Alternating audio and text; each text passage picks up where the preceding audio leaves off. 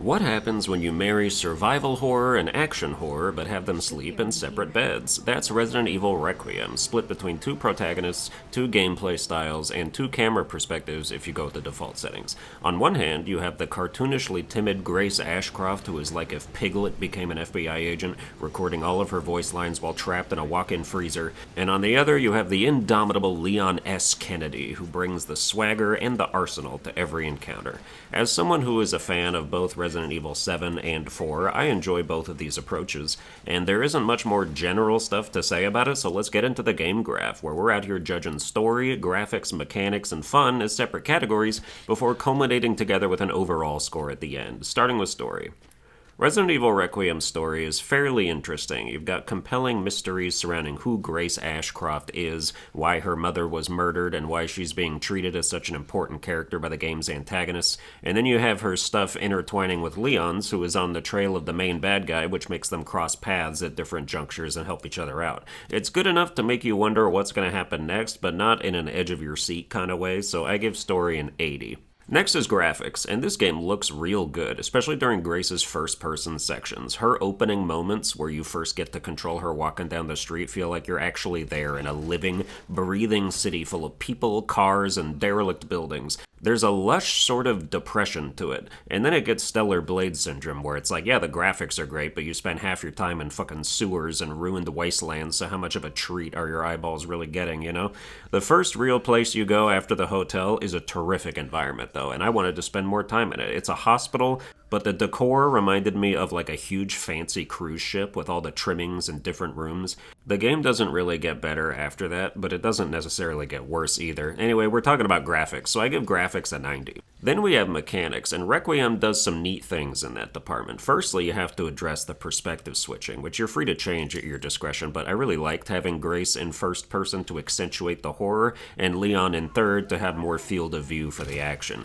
Grace is not a skilled fighter, so her confrontational moments are more tense. She can shoot people in the head like anybody, but the only gun she ever gets is a pistol, and then at some point she gets to borrow Leon's super-powered mule kick of a high-velocity revolver, which has extremely limited ammo, so it's still mostly just normal pistol action. She'll shoot a dude in the head, and if it staggers, she can do this shitty little shove to knock it down, and then shoot it a couple more times. Grace also gets to collect blood like a freak, and then use it to craft health, ammo, and these hemolytic injectors that serve as a combination of one-shot stealth kills, stagger finishers, and corpse disposal so they can't reanimate later when you backtrack. There's also a fairly limited stock of these, since you need blood and scrap to make them, and they save you slightly less bullets than the trade-off for crafting them scrap-wise, but it can be helpful to instantly deal with more annoying enemies like those singing bitches and the mutated blister heads that do hella damage.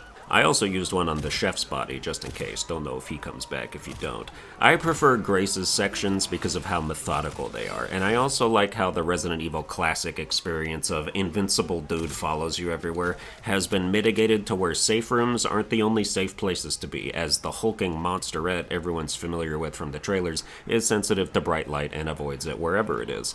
The only real complaint I have is that the game has these steroids you can find in craft that are supposed to permanently increase your shooting capabilities by enhancing firepower and stability. That's what it says. And I took 3 of those and did not notice one iota of difference. Zombies went down in the same number of shots as before. I'm injecting placebos into my neck out here.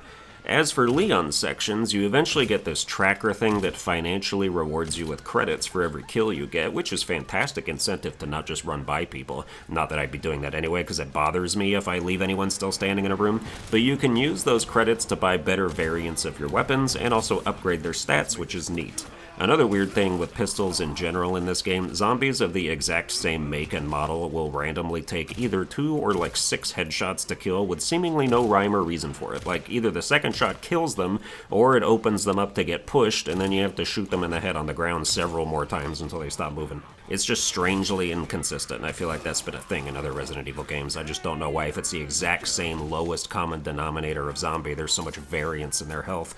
Leon gets a parry in this game with his hatchet, which is pretty cool. If you time it right, you can insta-kill zombies sometimes. Just goes to show a game doesn't have to be a Souls-like for a parry to improve it. Anyway, mechanics get a 95. Now we have fun. Is Resident Evil Requiem fun? But of course. About 12 hours of it at an entry level, but then the replayability for cheat code enthusiasts can double or triple that. Like many recent Resident Evil games, you can earn CP or challenge points if you don't want to get flagged for completing certain things, and then after you beat the game, you can use them to unlock stuff like new guns, infinite ammo, a fucking bazooka, and other fun things. In this game, infinite ammo is not gun specific and is much more expensive to unlock, which means you have to do a lot more to unlock it, but after my first playthrough, I had enough challenge points to unlock a new gun each for Grace and Leon that make a second playthrough an enticing prospect. There weren't any sections of the game where I was like, oh man, I'd hate to have to come back here, except for maybe one short instance where I constantly had to worry about getting exploded, but even if you don't want to replay this game, I had a blast my first time through and consider that worth it on its face. Fun gets a 95. And now it's time for the overall score, which is not an aggregate of the previous scores because some things are weighted differently. I'm giving Resident Evil Requiem a 94 out of 100. That's going to do it for this review. I hope you enjoyed it. If you did, you can like, share, and subscribe. Watch all my other videos while a runaway chainsaw nips at your legs, and I'll see you guys next time.